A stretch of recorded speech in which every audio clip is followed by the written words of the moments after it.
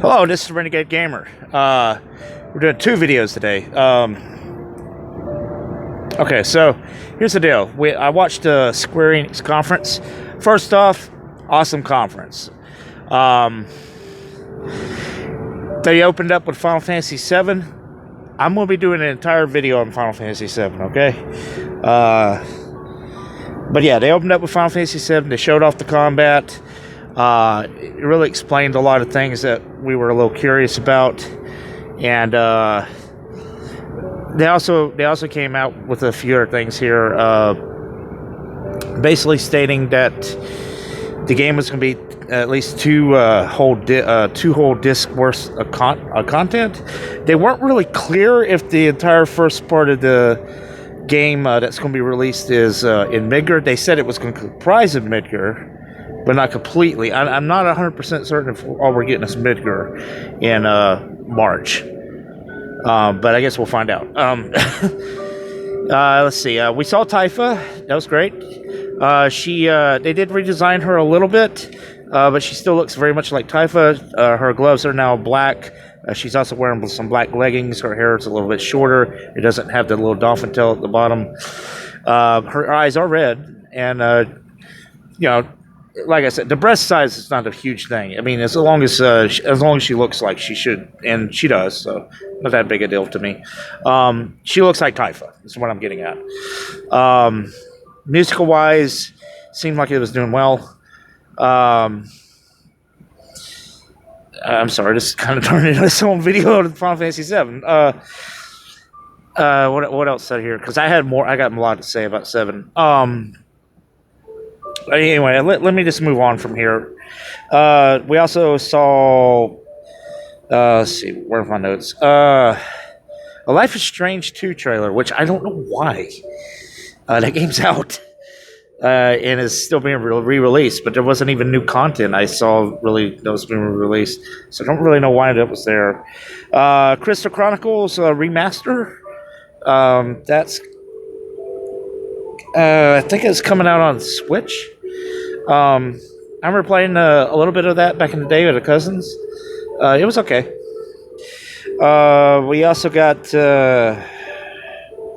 Octopath Traveler. That's going to be on Steam. I haven't gotten to play that, unfortunately. I hear it's good.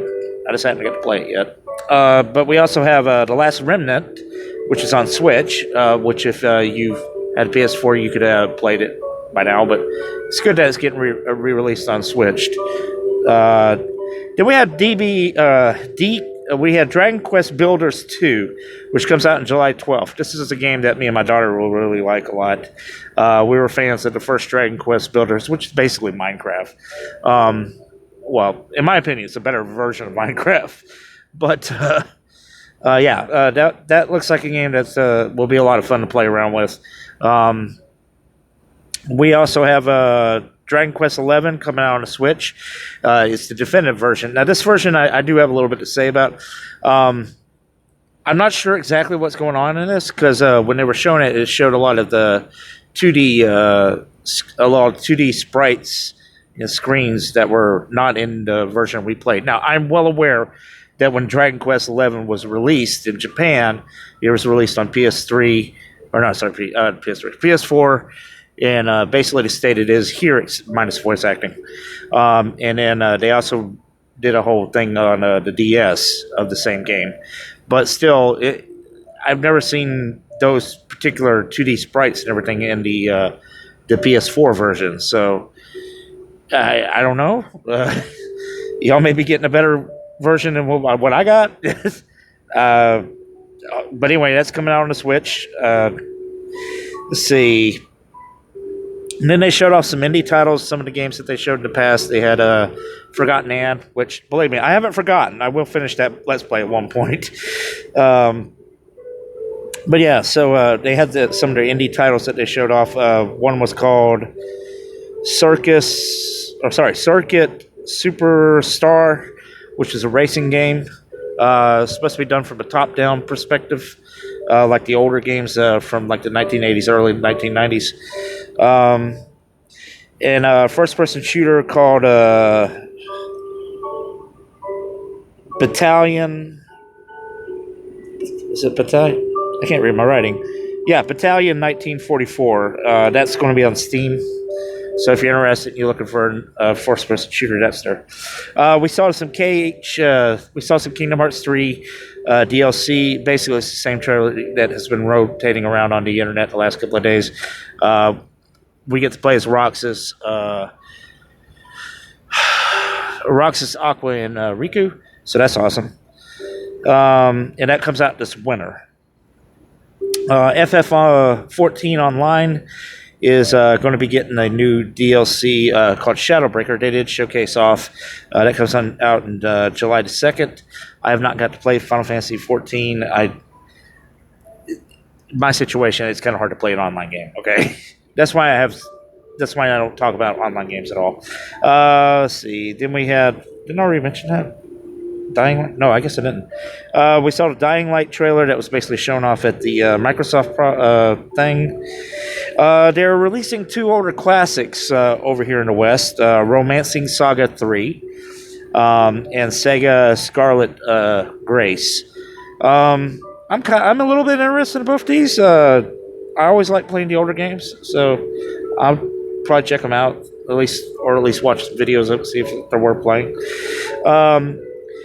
They did a phone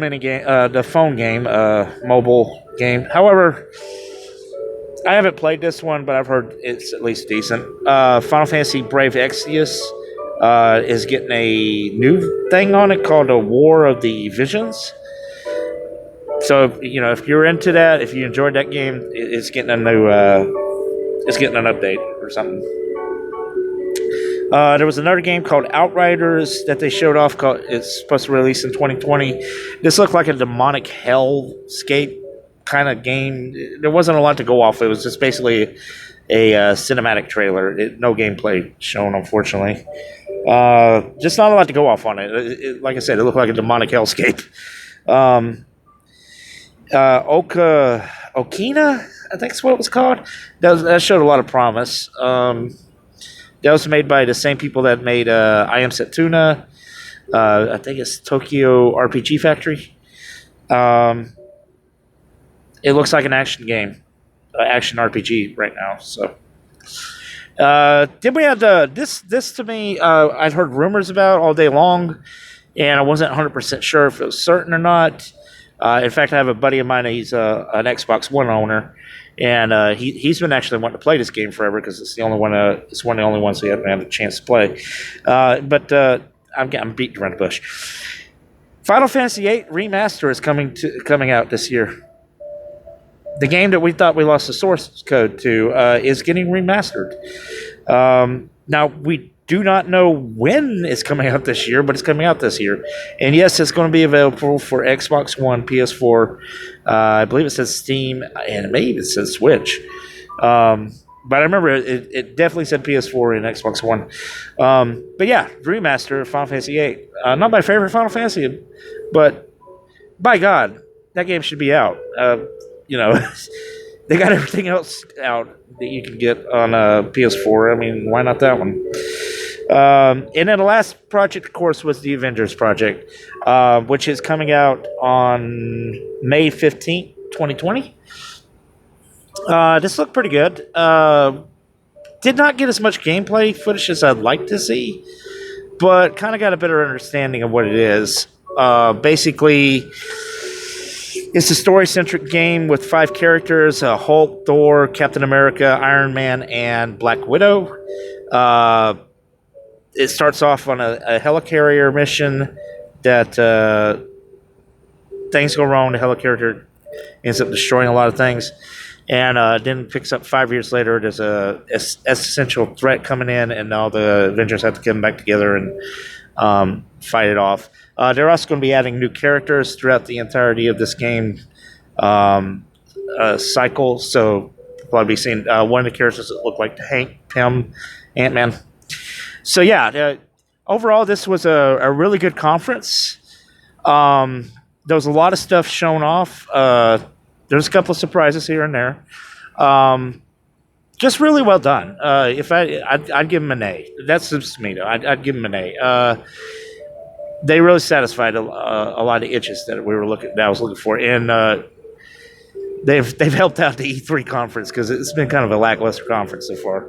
But anyway, I'm the Renegade Gamer. Like I said, I will be doing a video in a bit for Final Fantasy VII. Till then, y'all take it easy, and I'll catch you next time.